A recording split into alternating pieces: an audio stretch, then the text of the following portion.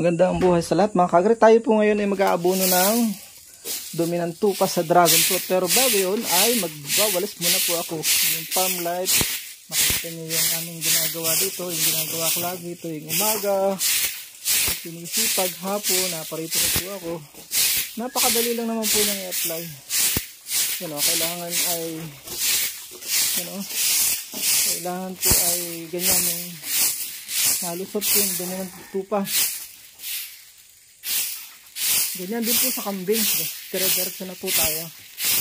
Welcome back sa ating channel nga po pala. Salamat sa mga bumibili ng libro. Yung aming e-book. Available na po siya. Ang title, Paano Kumita ng Pera sa YouTube. Yung aming po 5 years experience ko sa YouTube ay sinare ko po doon. Halagang 40 pesos lang. Ako, ito namang hinayang sa 40 pesos mo. Isang merienda lang. Hindi ka pa makamerienda ngayon sa 40 pesos. Magbabago kung makakapagbago naman ang buhay mo. YouTube career, yung librong yun. Yung mga tips na loaded po siya ng principle lang. 8 chapter, grabe. 8 chapter po yan. Paano dumami yung subscriber. Kung paano ka nakaabot ng 1,000 to 1,500 subscriber per month. 51,000 na po ako sa ngayon, for the glory of God. Ayan. Marami po yun, loaded with principle, I tell you. Hindi sayang yung 40 pesos mo. Pero hindi bawal na magbayad ka ng hindi naman dyan, kasi mahal po talaga ang ebook. Hindi po sayang kung magpapalabis ka kapag ang pera po namin ay laging sa mission, sa church, sa Agila, so ubos ka lagi na. Kung bumili man kami ng mga personal namin gamit sa isang bahay, para sa mission pa rin, lahat na ng bahagi namin buhay para sa mission, para sa gawain, para sa paglilingkod yan. Dahil yun ang buod ng buhay, ang maglingkod. Ang ginagawa ko sa YouTube is paglilingkod pa rin. Pagka ini-skip pa ng ating mga viewers ang ating ads, dahil yun lang ang ating pakinabang. Pawawa naman ng mga vlogger. Tulad pawawa hindi po, totoo po yun. Pag ini-skip nyo yung ads, yun lang naman yung pakinabang namin sa serbisyo namin binibigay sa inyo. Malinis yan. Wala na po kami. Hindi mo kami naiyak. Apektado lang po ang ibang pa naming mission sa buhay pagkaganan. Hindi ako nag-speak para lang sa akin, para sa lahat ng kapwa natin vlogger. Yun po yan sira ng aking kulungan ng tupa. So ngayon po ako ay walis din sa ilalim. Sa ibabaw muna, tapos sa ilalim. Napakaganda po niyang mga dumi ng tupa. So fast track na lang natin. Nakakaimainip.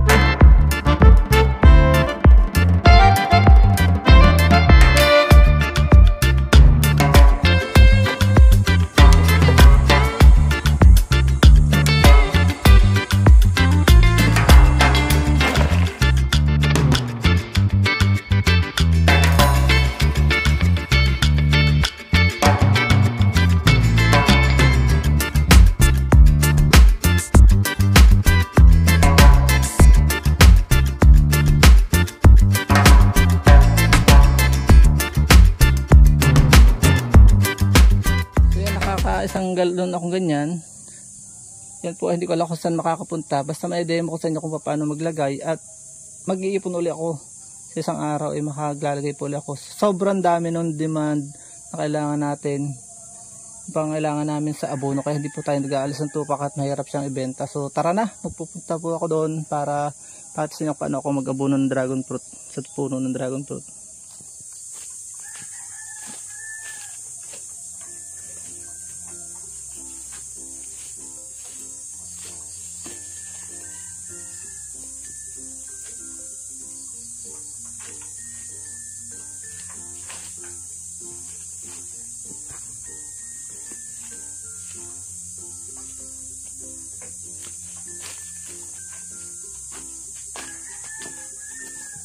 So yan ang paglalagay ko po, ilalagyan ko lang po yung loob ng gilong. Muna lahat ng loob ng gilong. Pagka sa second round ay akin lalagyan naman yung pong palibot na ginamasan ko. Gamasan nyo nga po pala muna para maiwasan yung competition yung una kong vlog sa nutrient. Ano po?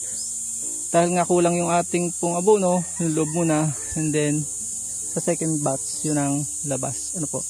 Sundan nyo lang po yung video. Kung sakaling mayroon ng puno na, di labas naman na akin lalagyan.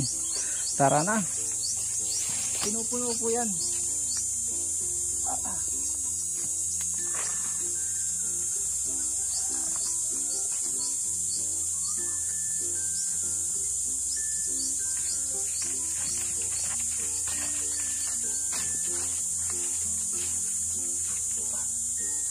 Tara doon sa kabila naman.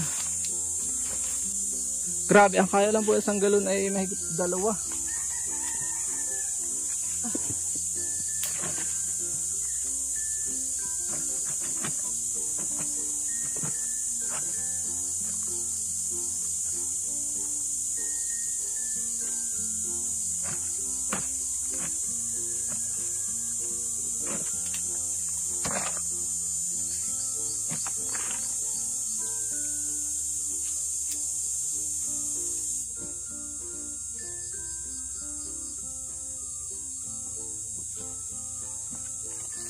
Nakadalawa lang po ako.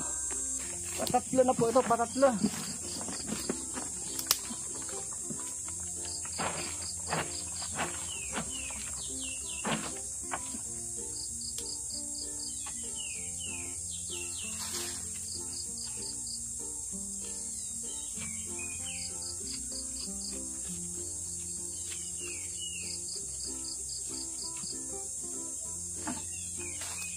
Siguraduhin nyo pong puno yung loob dahil pakapamugaran ng lamok at ng ahas. Ano po, para maiwasang malagyan ng ahas at mga daga at mga ano, ay kailangan pong punuin. Kukuha pa po ako dahil kinulang.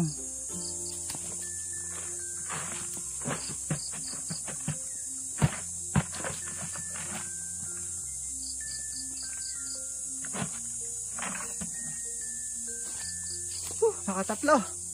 May kalahati pa doon. Hindi ko napapakita sa inyo. Lalagyan ko na lang. So ganun lang mga kagaray. Kasimple yung pag-aabono. No?